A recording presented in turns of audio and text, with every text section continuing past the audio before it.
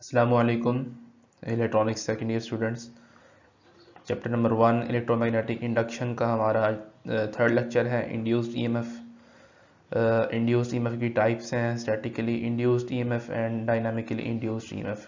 इससे पहले हमने लेक्चर्स में जो है वो डिस्कस किए थे कुछ कॉन्सेप्ट्स मैग्नेट के और Faraday's law of electromagnetic inductions, जिनको मैं दोबारा रिवाइज कर देता हूँ। फर्स्ट लॉ था कि आप अगर किसी भी करंट कैरिंग कॉइल को जो है मैग्नेटिक फील्ड के अंदर या किसी भी कंडक्टर को मैग्नेटिक फील्ड के चेंजिंग मैग्नेटिक फील्ड के साथ लिंक करते हैं तो उसके अंदर ईएमएफ इंड्यूस होती है। और फैराडे का जो सेकंड लॉ था वो ये था कि जो इंड्यूस्ड ईएमएफ है उसका जो है डायरेक्टली प्रोपोर्शनल होती है to the rate of change of flux. अब ये ईएमएफ जो है वो इसके प्रोड्यूस करने के क्या मेथड है, इसको इंड्यूस करने के कितने मेथड्स हैं, उसी की बेस पे दो टाइप्स हैं, ये statically induced EMF and dynamically induced EMF. ये दोनों टाइप्स जो हैं वो किस बेस पे डिफाइन की गई हैं, ये डिफाइन की गई हैं कंडक्टर की मोशन पे। अगर जो है वो कंडक्टर रेस्ट पर है और ईएमएफ इंड्यूस हो रही है तो उसे हम कहेंगे स्टैटिकली इंड्यूस्ड ईएमएफ। और अगर कंडक्टर जो है वो मोशन में है, मूव कर रहा है या रोटेट कर रहा है और ईएमएफ इंड्यूस हो रही है उसके अंदर, तो उसको हम कहेंगे डायनामिकली इंड्यूस्ड ईएमएफ। इनकी डेफिनेशंस को हम देख लेते हैं। Statically induced EMF, EMF induced in a conductor at rest due to the change in magnetic field. यानी कंडक्टर तो जो है वो रेस्ट पे है लेकिन जो मैग्नेटिक फील्ड लिंक कर रही है उसके साथ वो क्या हो रही है, चेंज हो रही है। इसकी दो आगे जो है वो सब कैटेगरीज हैं। एक को हम कहते हैं सेल्फ इंड्यूस्ड ईएमएफ और दूसरी जो है वो है mutually induced EMF. Mutually induced EMF जो है ये ट्रांसफार्मर का भी वर्किंग प्रिंसिपल है। ट्रांसफार्मर जो जिस प्रिंसिपल पर काम करता है, आपको आपने जो है वो अपने इंस्ट्रूमेंट्स में पढ़ा होगा कि उसके अंदर दो कॉइल्स होती हैं, primary coil and secondary coil. तो ये ट्रांसफार्मर का भी वर्किंग प्रिंसिपल है। इसको हम डायग्राम के थ्रू भी देख लेते हैं। जो आपके लेफ्ट हैंड पे दो डायग्राम्स हैं, एक फर्स्ट जो है वो सेल्फ इंड्यूस्ड ईएमएफ की डायग्राम है और दूसरी जो है म्यूचुअली इंड्यूस्ड ईएमएफ की। सबसे पहले हम जो है म्यूचुअली को देख लेते हैं। इसमें देखिए आपको दो कॉइल्स हैं। एक कॉइल में जो है आपने करंट के थ्रू जो है मैग्नेटिक फील्ड प्रोड्यूस की है, मैग्नेटिक फील्ड इंड्यूस की है, जो कि दूसरी कॉइल के साथ, कॉइल बी के साथ लिंक कर रही है। कॉइल ए में देखें आपके पास जो है एक रियोस्टैट है और ये आपके पास जो है एक बैटरी है, स्विच है, और ये आपके पास जो है रियोस्टैट है। रियोस्टैट जो है वो क्या होती है, चेंजिंग रेजिस्टेंस है, जिसको चेंज करके आप करंट को चेंज इंक्रीज एंड डिक्रीज कर सकते हैं। इसको इंक्रीज और डिक्रीज करने से, करंट को चेंज करने से जो है हमारी मैग्नेटिक फील्ड जो है कॉइल ए में हमारे पास जो है करंट चेंज होगा, जिससे जो है मैग्नेटिक फ्लक्स यानी magnetic lines of force change होंगी। और क्योंकि करंट की भी मैग्नेटिक फील्ड होती है, ये इसी की बात कर रहे हैं हम। और ये मैग्नेटिक फील्ड जो है इसके साथ कॉइल बी के साथ लिंक करेगी और ये चेंज हो रही है। अब ये चेंजिंग मैग्नेटिक फील्ड जो है कॉइल बी के अंदर जो है एक ईएमएफ इंड्यूस करेगी, जिसको हम जो है इस वोल्ट मीटर के थ्रू डिटेक्ट कर सकते हैं। अब आते हैं सेल्फ इंड्यूस्ड ईएमएफ की तरफ। इसमें एक ही कॉइल होती है। इसमें देखें आपके पास जो है एक रियोस्टैट है, स्विच है और एक बैटरी है। और रियोस्टैट जो है वो क्या है, मैंने आपको बताया कि चेंजिंग रेजिस्टेंस है, जिसको आप इंक्रीज एंड डिक्रीज कर सकते हैं, जिससे आप करंट का लेवल जो है वो चेंज कर सकते हैं। करंट का लेवल चेंज करने से क्या होगा कि आप इसके अंदर मैग्नेटिक फील्ड को, मैग्नेटिक फ्लक्स को जो है वो चेंज कर सकते हैं। मैग्नेटिक फ्लक्स को चेंज करने से क्या होगा कि ये चेंजिंग मैग्नेटिक फ्लक्स इसी कॉइल के अंदर एक और मैग्नेटिक फील्ड जो है, एक और ईएमएफ जो है वो इंड्यूस कर देगा, एक और ईएमएफ जो है उसके अंदर इंड्यूस कर देगा।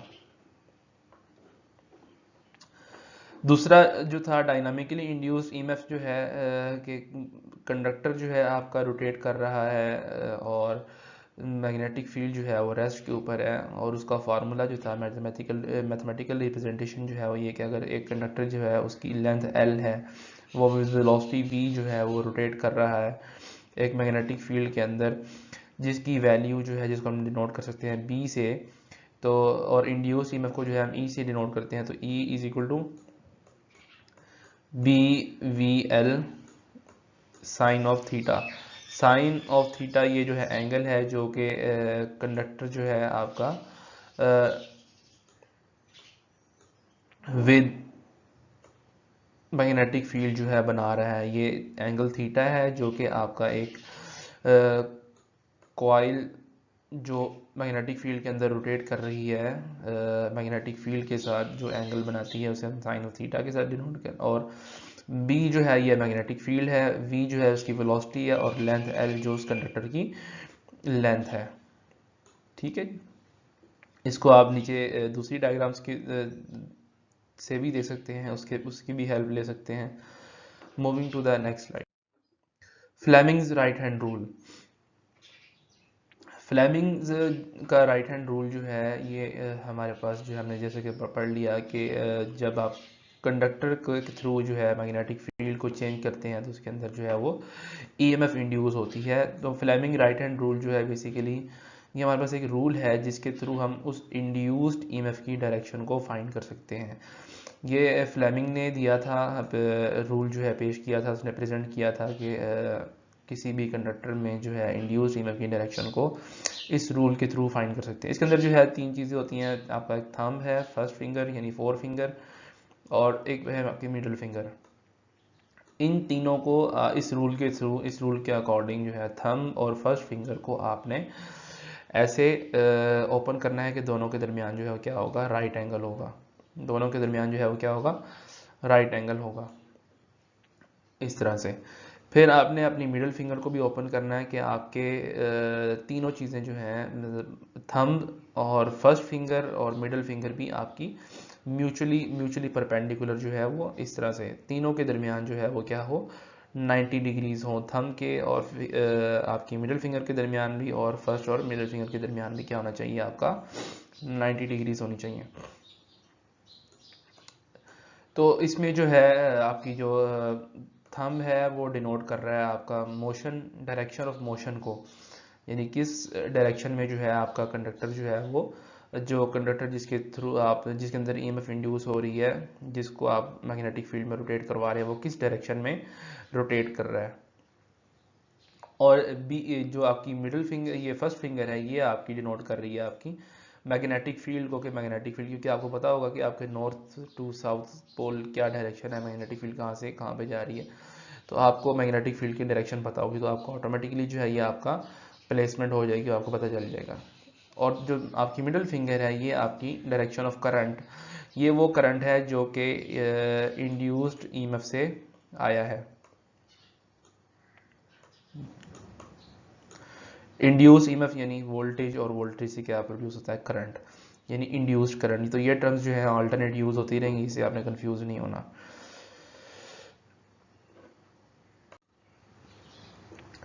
Induced EMF and induce current, ये टर्म्स जो हैं अल्टरनेट यूज होती रहेंगी।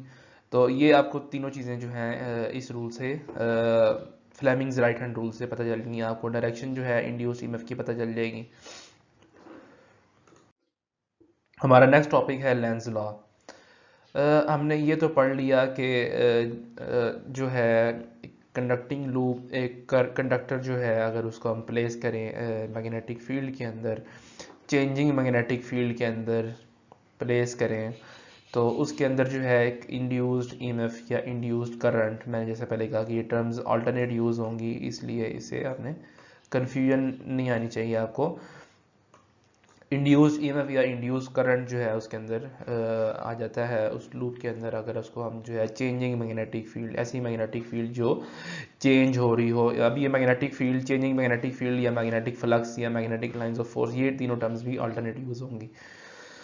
तो ये हमने लर्न कर लिया, हमें फैराडे के सेकंड लॉ से पता चल गया, और हमें एक्सपेरिमेंटल प्रेजेंटेशन भी होगी, अंडरस्टैंडिंग भी होगी कि एक मैग्नेटिक फील्ड जो चेंज हो रही है उसके अंदर अगर हम एक लूप जो है प्लेस करें, कंडक्टर रखें, तो उससे जो है एक ईएमएफ जो है इंड्यूस हो जाती है, करंट जो है उसके अंदर इंड्यूस हो जाती है। लेंस का लॉ जो है वो ये स्टेट कर रहा है कि उस इन करंट की, उस ईएमएफ की जो डायरेक्शन है वो क्या होगी। तो हमारे पास जो है हमें पता चल गया कि एक चेंजिंग मैग्नेटिक फील्ड है, उसने करंट जो है उसके अंदर, कॉइल के अंदर इंड्यूस कर दिया। अब उस करंट की डायरेक्शन जो है वो ऐसे होगी कि जो मैग्नेटिक फील्ड आपने जो चेंज कर रही है, जो चेंजिंग मैग्नेटिक फील्ड उसको प्रोड्यूस कर रही है, उसके ऑपोजिट होगी।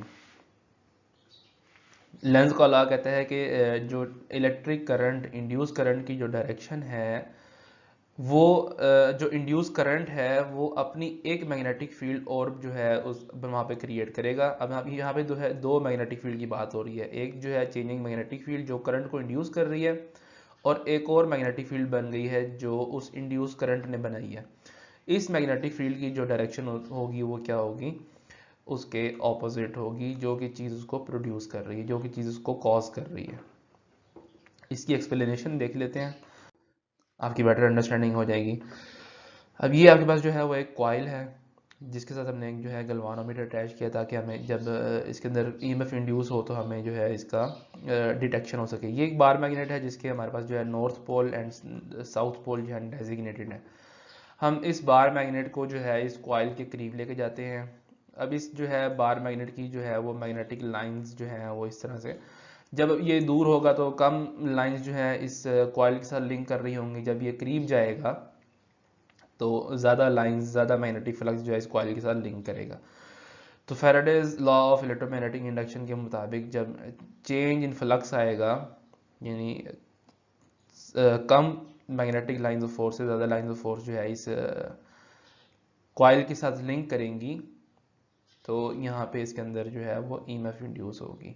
अब इसके अंदर जो करंट इंड्यूस होगा वो अपनी एक मैग्नेटिक फील्ड यहाँ पे, अपनी एक और मैग्नेटिक फील्ड में, ये लाइंस जो है ड्रॉ कर रहा हूँ, यहाँ पे अपनी एक मैग्नेटिक फील्ड बना लेगा। अब लेंस के लॉ के मुताबिक ये मैग्नेटिक फील्ड इस बार मैग्नेट की मैग्नेटिक फील्ड को अपोज करेगी। वो उसी सूरत में हो सकता है जब यहाँ पे इस मैग्नेटिक फील्ड का यहाँ पे क्या बन जाए, नॉर्थ पोल बन जाए, और इस तरफ जो है वो साउथ पोल बन जाए। ताकि अब ये हमें पता है कि जो लाइक पोल्स होते हैं वो क्या करते हैं, लाइक पोल्स जो हैं वो क्या करते हैं, रिपेल करते हैं, और जो अनलाइक पोल्स होते हैं वो अट्रैक्ट करते हैं। तो यहाँ पे जो है नॉर्थ पोल क्रिएट हो जाएगा, और दूसरी तरफ जो है इस कॉइल की मैग्नेटिक फील्ड, जो इस कॉइल के अंदर इंड्यूस्ड ईएमएफ है उसका नॉर्थ पोल होगा, और दूसरी तरफ जो है इसका साउथ पोल होगा। और जब आपको इसकी मैग्नेटिक फील्ड की डायरेक्शन पता चल जाती है, उसकी पोलैरिटी पता चल जाती है, तो आप इस इंड्यूस करंट की डायरेक्शन को भी फाइंड कर सकते हैं। राइट हैंड रूल अप्लाई करेंगे और हमें इस कॉइल की जो है वो, जो इसके अंदर करंट फ्लो कर रहा है, जो करंट इंड्यूस हुआ है, उसकी डायरेक्शन भी हमें पता चल जाएगी। और ये करंट जो है वो एंटी क्लॉकवाइज रोटेट कर रहा है। ये केस नंबर 1 है जब हम बार मैग्नेट को कॉइल के पास लेके जा रहे हैं। केस नंबर 2, जब आप जो है बार मैग्नेट को कॉइल से दूर लेकर जाएंगे, जब कॉइल को बार मैग्नेट को कॉइल से हम दूर लेके जाएंगे तो जो इसकी मैग्नेटिक लाइंस ऑफ फोर्स हैं जो कॉइल के साथ लिंक कर रही हैं वो कम हो जाएंगी। तो फैराडे का सेकंड लॉ क्या कहता है कि EMF induce is directly proportional to the rate of change of flux. तो फ्लक्स जो है, अब लिंकिंग फ्लक्स यानी लिंकिंग लाइंस ऑफ फोर्स जो है वो कम होंगी, और पहले ज़्यादा थी क्योंकि बार मैग्नेट जो है कॉइल के करीब था। अब बार मैग्नेट जो है दूर जा रहा है, लाइंस कम हो रही हैं, there is a change in the flux. जो अब ईएमएफ जो है इसके अंदर इंड्यूस, कॉइल के अंदर जो है फिर से एक करंट इंड्यूस होगा, ईएमएफ इंड्यूस होगी, और उसकी डायरेक्शन जो है वो ऐसे होगी कि वो इस बार मैग्नेट को अपोज करेंगी। बार मैग्नेट जो है वो दूर जा रहा है, मूविंग अवे कर रहा है, कॉइल से दूर जा रहा है, तो वो उसको अपोज करेगी कि वो दूर ना जाए। तो वो उसी सूरत में हो सकता है जब यहाँ पे जो इस इंड्यूस करंट की मैग्नेटिक फील्ड थी उसका साउथ पोल जो है वो बार मैग्नेट वाली साइड पे, और नॉर्थ पोल जो है दूसरी साइड पे क्रिएट हो। तो आप इसकी डायरेक्शन फाइंड कर सकते हैं by applying right hand rule. आपको मैग्नेटिक पोलैरिटीज पता चल गई हैं इस कॉइल की मैग्नेटिक फील्ड की, तो आप इस करंट की डायरेक्शन को फाइंड कर सकते हैं which is clockwise direction. Moving to the conclusions, Lenz law के कंक्लूजन क्या हैं। जैसे कि केस नंबर 1 में स्टडी कर लिया कि मैग्नेटिक फ्लक्स जो है जो लिंक कर रहा है कॉइल से, अगर उसको हम ज़्यादा इंक्रीज करते हैं, बार मैग्नेट को करीब लेके जाते हैं, तो कॉइल के अंदर जो करंट की डायरेक्शन है वो ऐसे होती है कि उस अपोज करती है इंक्रीज इन द फ्लक्स को, क्योंकि बार मैग्नेट जो है वो कॉइल के करीब आ रहा है, मैग्नेटिक लाइंस ऑफ फोर्स जो है वो इंक्रीज कर रही हैं, कॉइल के साथ ज़्यादा लिंक कर रही हैं। तो जो उसका इंड्यूस करंट का जो फ्लक्स होगा उसकी डायरेक्शन ऐसी होगी कि वो उसको अपोज करेगी। यहाँ पे हम देख सकते हैं कि ये हमारा इंक्रीजिंग फ्लक्स है जो बार मैग्नेट की वजह से हो रहा है, और ये जो है इंड्यूस्ड फ्लक्स है जो इंड्यूस करंट की वजह से, तो दोनों ऑपोजिट डायरेक्शन में है। केस नंबर 2 में मैग्नेटिक फ्लक्स जो है वो जो लिंकिंग कॉइल के साथ लिंक कर रहा है, मैग्नेटिक फ्लक्स जो कॉइल के साथ लिंक कर रहा है वो क्या कर रहा है, डिक्रीज कर रहा है, बार मैग्नेट से दूर जा रहा है। बार मैग्नेट जो है कॉइल से दूर जा रही है, तो जो फ्लक्स जो लिंक कर रहा था वो डिक्रीज कर रहा है। तो अब जो करंट इंड्यूस हुआ कॉइल के अंदर, उसकी डायरेक्शन ऐसी थी कि उसने उसको अपोज किया। अब इंड्यूस करंट की जो डायरेक्शन थी उसने उस लिंकिंग फ्लक्स को जो बार मैग्नेट की वजह से था उसको अपोज किया कि वो बार मैग्नेट का फ्लक्स जो है वो दूर ना जाए। तो वो उसको जो है वो एड करेगा। अब उसकी डायरेक्शन ऐसी होगी कि वो उसको दूर जाने से रोकेगा। तो ये जो है हमारा डिक्रीजिंग फ्लक्स है, और ये हमारा जो है इंड्यूस्ड फ्लक्स है। तो आप देख लें दोनों की डायरेक्शन जो है वो क्या होगी, अब सेम उसकी जो है उसके उस डायरेक्शन में चला गया है कि वो उसको दूर जाने से रोक रहा है। बार मैग्नेट जो है वो कॉइल से मूव अवे कर रहा है, और जो इंड्यूस्ड फ्लक्स है वो उसको स्टॉप कर रहा है कि वो दूर ना जाए। आज के लिए हमारा सेशन इतना ही है, इंशाल्लाह आगे कंटिन्यू करेंगे। अल्लाह हाफिज़।